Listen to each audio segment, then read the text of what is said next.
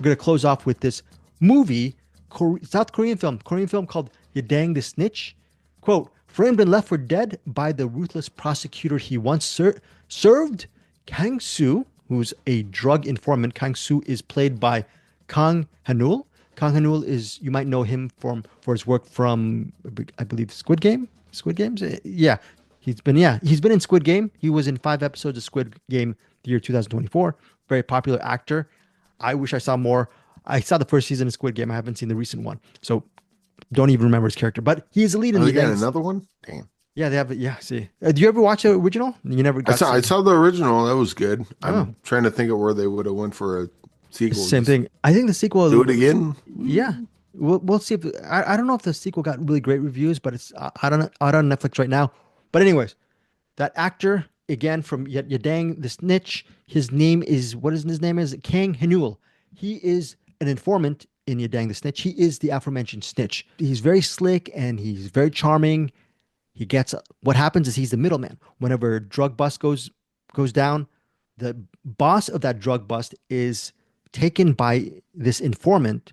This informant takes him down along with the cops, but ultimately it's a really cool play because they usually get a when they arrest someone, they arrest the head of the organization or whatnot, someone with power, and then the ruthless prosecutor does some kind of deal with that boss. And then it becomes this domino effect where the boss or the power person who's eventually arrested by the cops or taken by the prosecutor works a deal with the prosecutor. So the boss maybe gets saved and gets cleared for his crimes, but the underlings end up going to jail. So it's sad because that's the way bureaucracy works. A lot of the hard blue collar criminals get get into jail while the boss usually escapes due to some kind of plea deal with the prosecutor. This is how the justice is doled out in Yadang the Snitch.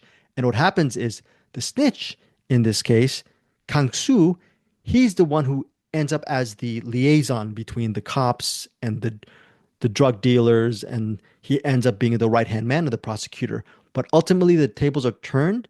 This drug informant is betrayed by his prosecutor friend, and he ends up looking at the other side of the coin.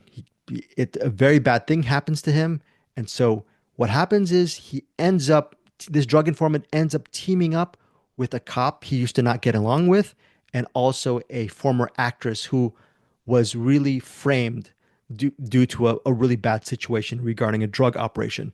There's a lot of very moving pieces, like different moving pieces in Dang the Snitch. This is sort of an epic police crime drama where there's corrupt cops, and not corrupt cops, there's the corrupt prosecutor, there's the police officers trying to nail these drug addicts. There's also a presidential campaign, and one of the presidential hopeful's son, he's a drug addict and he's a troublemaker. So there's some political intrigue there.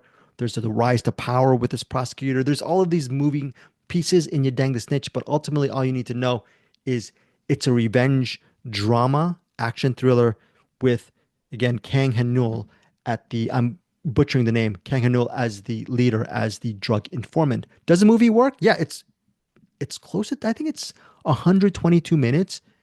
Well done film. There's a couple of plot points which I did not like, and that's just me as a storyteller. I mean, not me as a movie watcher. I didn't like where a couple of, like one big moment in the story went, but that's just not a complaint. I wish it went someplace else. But overall, I enjoyed the film. Action is not really polished, and that's intendedly so. There's an action scene regarding a whole pool of eels, which is really well done.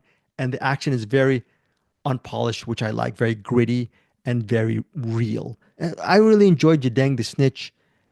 And it's funny, the Kang-su character, the drug informant, even though it's a revenge drama, but this character is not your average guy who's seeking revenge. He's a little bit of a trickster and a jokester, and it really plays out pretty well within the framework. It brings a lot more comedic elements to the movie, surprisingly comedic elements to Dang the Snitch. I enjoyed it. I wish the showdown at the end was a little bit more dramatic, but I was still fine with it. Overall, it's a solid recommendation. 3.5 stars for Dang the Snitch. Opens April 25th in US and Canada. If you are going to give Dang the Snitch a try at your local theater, please stay till the end credits because there's a lot more story left to go. So do not leave when the end credits start. Stay for the end credits. Hey guys, thanks so much for watching this video. For more movie and television reviews and interviews, please subscribe to my Deepest Dream channel. Like, comment, share, subscribe. And as always, thanks so much for your support. Take care.